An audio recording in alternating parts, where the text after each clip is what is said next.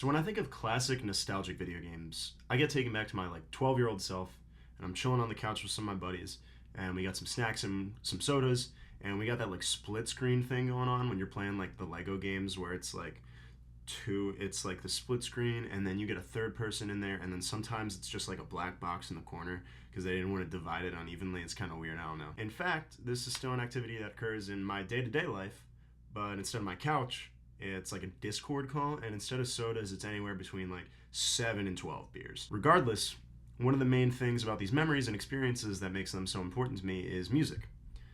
Music as a part of these games is super important to me, and it's why I'm here at Berkeley in the first place, is music in video games and music in movies and visual media.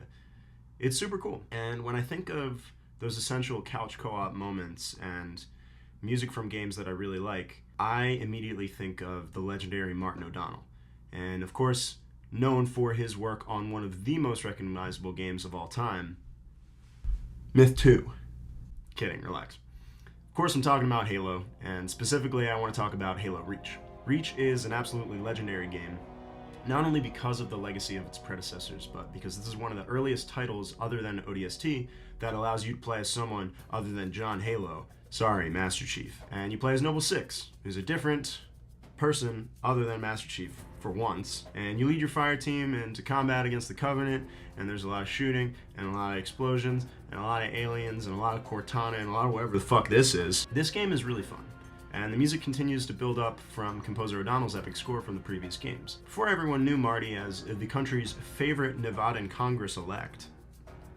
That's not a joke, by the way. He is actively running for Congress at the moment, and this is the stuff he posts on his Instagram.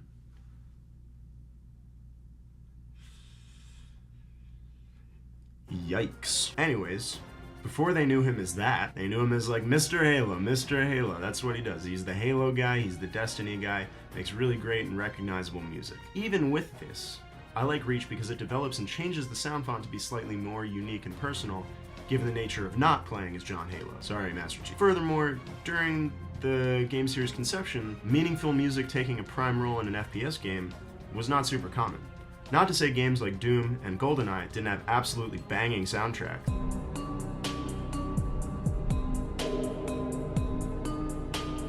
But Halo's music, starting from the first game, carries more of an emotional and narrative weight, different from a lot of multiplayer-centric shooters at the time, that really makes the game feel more than just shoot aliens as John Halo. Sorry, Master Chief. That being said, let's talk about music to shoot aliens to, and trust me, there's a lot.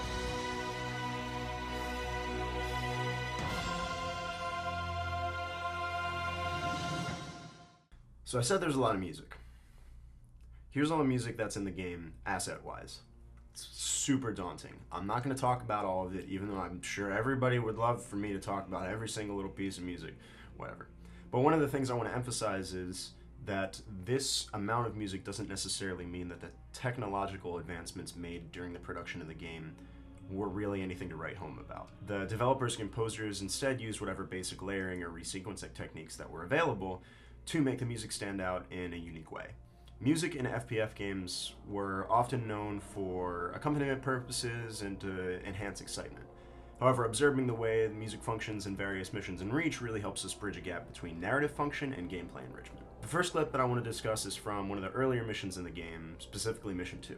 The point of this is to establish the techniques that the developers and composers use and how that can come across as effective. Here it is. I'm gonna fade away now. I'll brief you as you go. Sword control, I see a target located. Any artillery area? Limited, but we'll prioritize whatever you need, ma'am. 3 Echo 5-7, headed back to base. But we've got enemy tangles on our 6.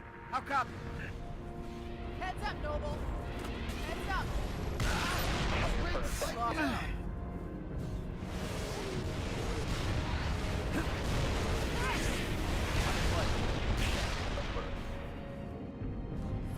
Use the target locator on that rail. Stand by for FO telemetry. Affirmative, we can go on the shoot. Over.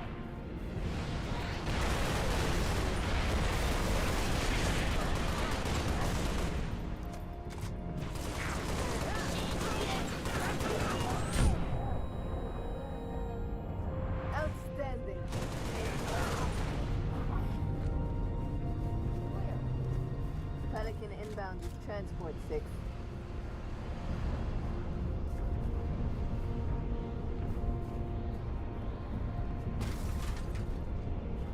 Hey, don't worry, I'm trained on this thing. Guns ready to roll out. Pedal to the metal, come on.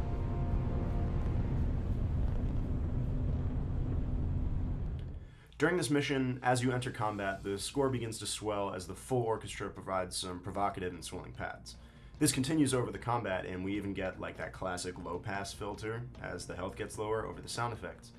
But important thing to note here is that the music doesn't have this change.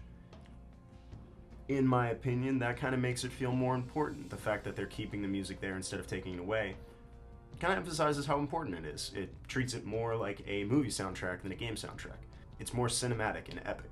One other thing that I find interesting is the way the music is composed here. It's almost ambient, and the reason that it seems like this is because the music can fade out at any point without being distracting, like when you enter the car towards when the combat starts to stop. There's actually a pretty ingenious way to make use of horizontal resequencing in an unpredictable setting. Simply make the music in a way that it can really end anywhere without, phoning it in.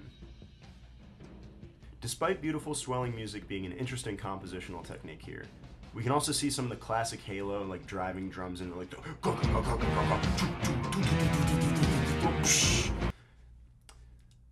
in a later mission, while absolutely blowing the fuck up some Covenant ships, the music takes this approach. Noble team, longswords are inbound and ready to push. Orbital defense is standing by to take the shot.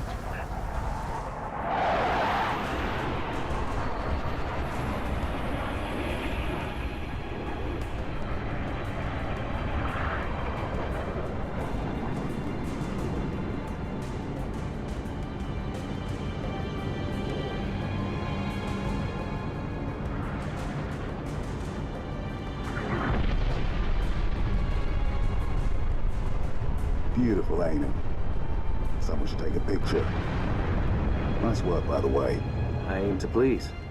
5, 6, get down to the science wing. Dr. Halsey wants a debrief and command saying we're all hers. Repeat?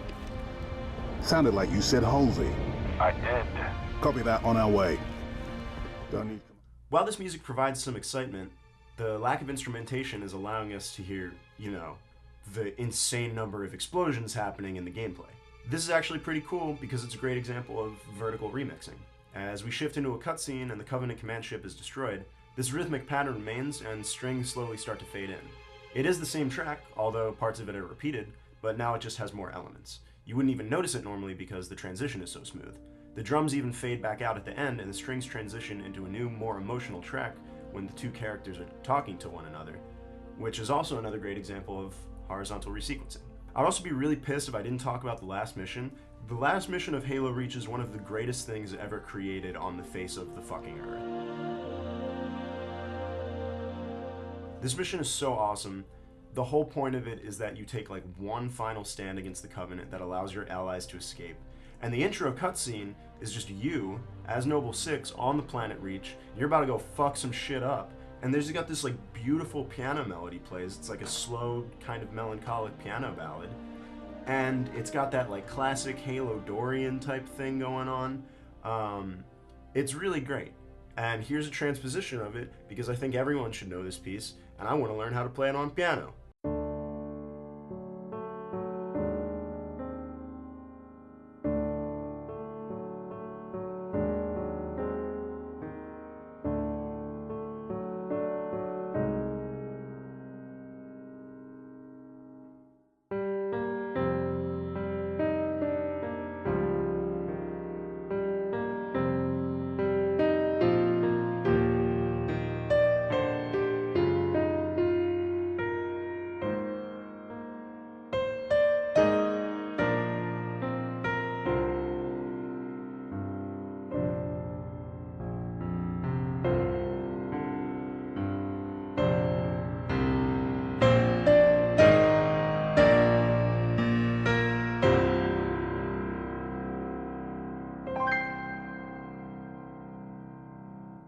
So fucking dumb. Anyways, now that that's out of the way, here's the clip so you can see the music actually in action.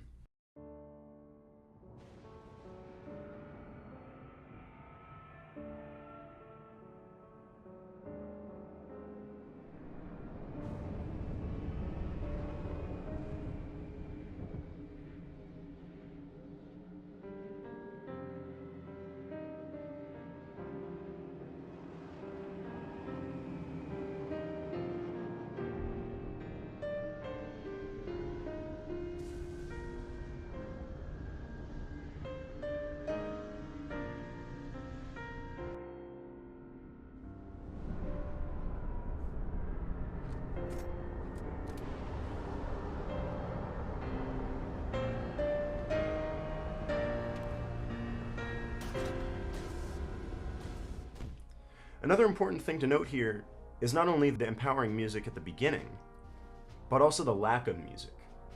Everything in the game up to this point has had some kind of musical accompaniment. Whether it be ambient, whether it be driving, whether it be super emotional or exciting, there's always music there. However, because of the feudal nature of this last mission, there's no music playing. It's just you and sound effects and enemies.